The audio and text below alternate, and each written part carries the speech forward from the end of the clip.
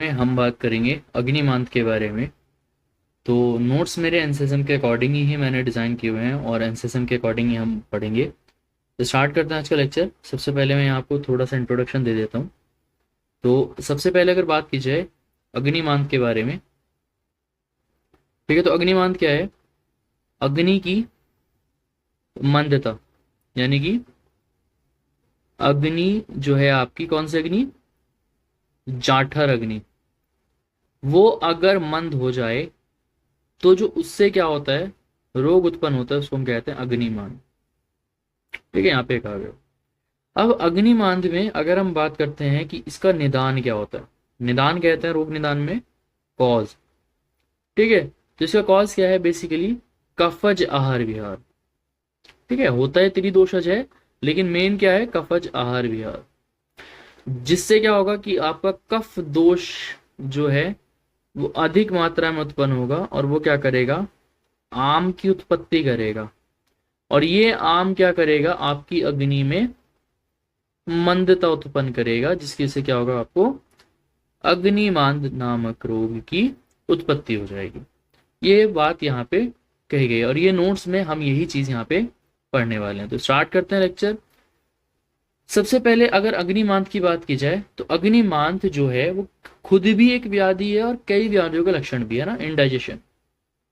तो खुद भी एक रोग है और कई रोगों का लक्षण भी बताया गया है।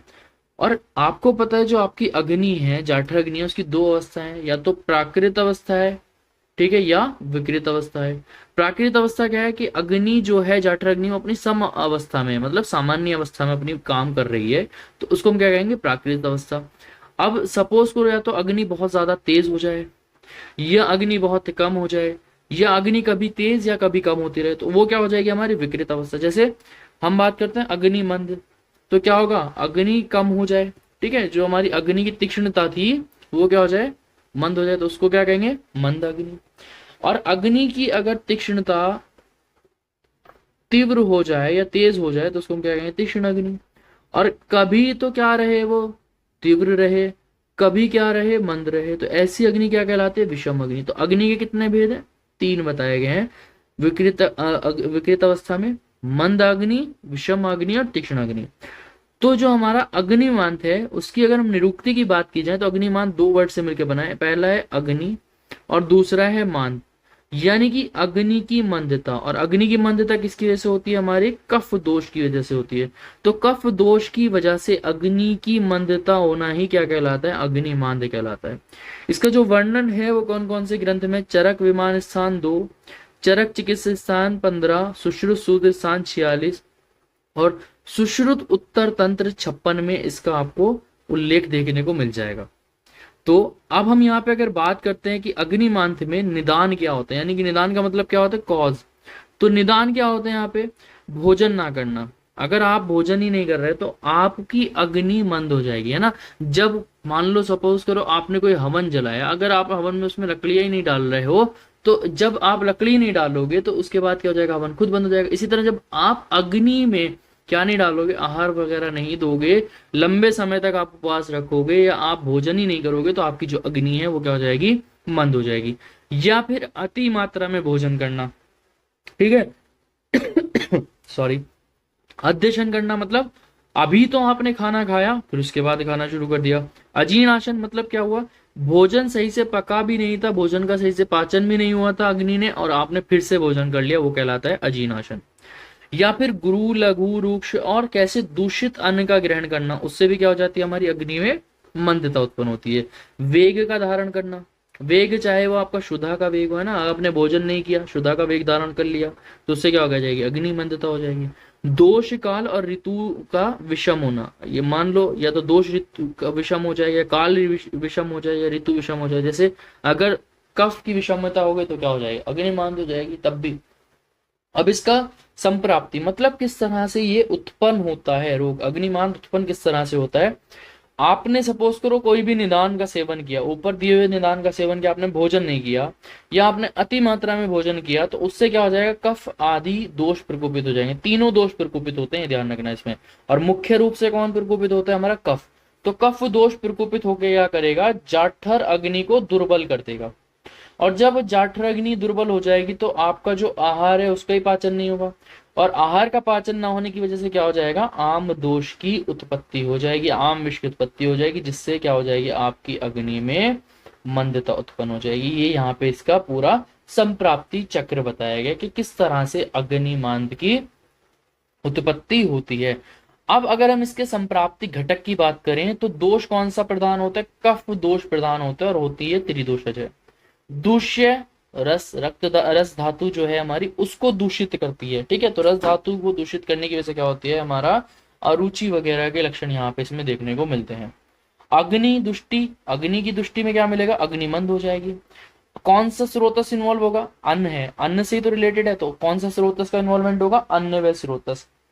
और इसमें स्रोतस में क्या हो जाएगा, स्रोत दृष्टि में संग देखने को मिलेगा। स्रोत दृष्टि में कितने टाइप के होते हैं वो मैंने डिफरेंट वीडियो में डिस्कस किया है, वहां पे ये बताया गया संग वगैरह के बारे में, तो आप वहां जाके देख सकते हो, मैं लिंक डिस्क्रिप्शन बॉक्स में दे दूंगा। साध्य असाध्यता की बात की जाए तो साध्य है, सुख साध्य व्याधि होती है, इसको इजीली आप क्योर कर सकते हो। अगर हम बात करते हैं भेद के बारे में तो इसके 3 भेद कहे गए हैं, वातज, पित्तज और कफज। जिस दोष की प्रधानता होती है उसी के बेसिस पर हम इसको नाम दे देते हैं। मान लो अगर वात दोष की प्रधानता तो हम कह देंगे वातज अग्निमान। अगर पित्त दोष की कारण की वजह से हमारी अग्निमांत हुआ है तो हम क्या कहेंगे, पित्तज अग्निमान। और अगर कफ दोष का वहां पे इन्वॉल्वमेंट है तो हम क्या कहेंगे, कफज अग्निमांत का नाम यहाँ पे उसको दिया जाएगा।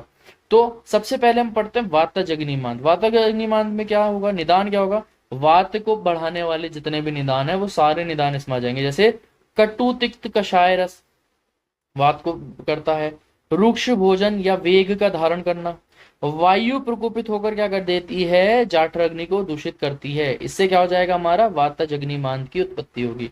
इसमें लक्षण क्या देखने को मिलेगा, बात की जैसे उदर शूल, स्टमक में पेन देखने को मिलेगा, आद्यमान देखने को मिलेगा, टेनाइटस देखने को मिलेगा, मल का अवरोध हो जाएगा, मुख में शोष, बहुत ज्यादा प्यास देखने को मिलेगी, या माउथ ड्राइनेस होगा, अंग में वेदना, ठीक है, आपको बॉडी में पेन वगैरह देखने को मिलेगा। ये होते हैं हमारे वातज अग्निमांत के लक्षण।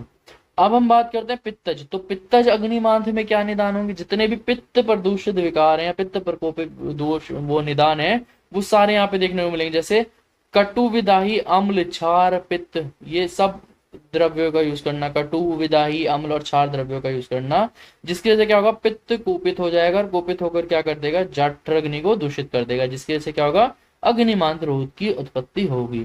इसमें क्या देखने को मिलेगा, पित्त के सारे लक्षण देखने को मिलेंगे, ब्रह्म देखने को मिलेगा, तृष्णा प्यास देखने को मिलेगी, दाह देखने को मिलेगी, बर्निंग सेंसेशन, ठीक है, स्वेद देखने को मिलेगा, और क्या रहेगा, खट्टी डकारें आएंगी, अम्लोद्गार होगा, ठीक है। ये होगा हमारा पित्तज अग्निमांत में लक्षण और उसके निदान।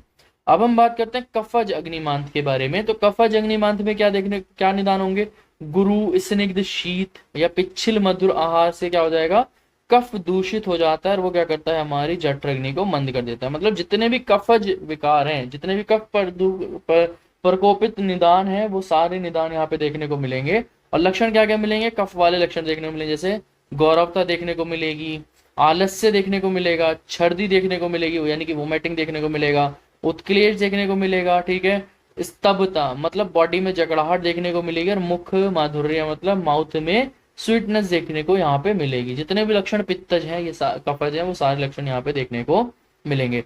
अब हम बात करते हैं कि साध्य है या असाध्य है, मतलब इसकी बात करते हैं कि क्यूरेबल है कि नहीं। तो ये सुख साध्य है, इजीली इसको क्योर कर सकते हो, ठीक है, इतना ज्यादा वो हमारा कॉम्प्लिकेटेड ये हमारा रोग नहीं है। अब अगर अग्निमांत लंबे समय तक रह जाए तो वो कुछ कॉम्प्लिकेशंस डेवलप कर देता है, जिसको हम कहते हैं उपद्रव। उपद्रव का मतलब क्या होता है, कॉम्प्लिकेशंस। तो किसी भी जो हमारा रोग है अगर उसको लंबे समय तक ट्रीट ना किया जाए तो वहां पे क्या देखने को मिलता है, कुछ कॉम्प्लिकेशंस देखने को मिलते हैं, और इन्हीं कॉम्प्लिकेशंस को आयुर्वेद में क्या नाम दिया जाता है, उपद्रव के नाम से जाना जाता है, ठीक है। तो उपद्रव में क्या क्या देखने को मिलेगा, अजीर्ण देखने को मिल सकता है, ठीक है। तो अजीर्ण उत्पन्न होकर क्या करेगा, यक्षमा करा सकता है, पीनस उत्पन्न करा सकता है, सिर का झुकना, ठीक है, प्रमेह की उत्पत्ति करा सकता है, या जितने भी कफज व्याधियां उनकी उत्पत्ति करा सकता है। तो ये यहाँ पे हमने आज डिस्कस किया अग्निमांत।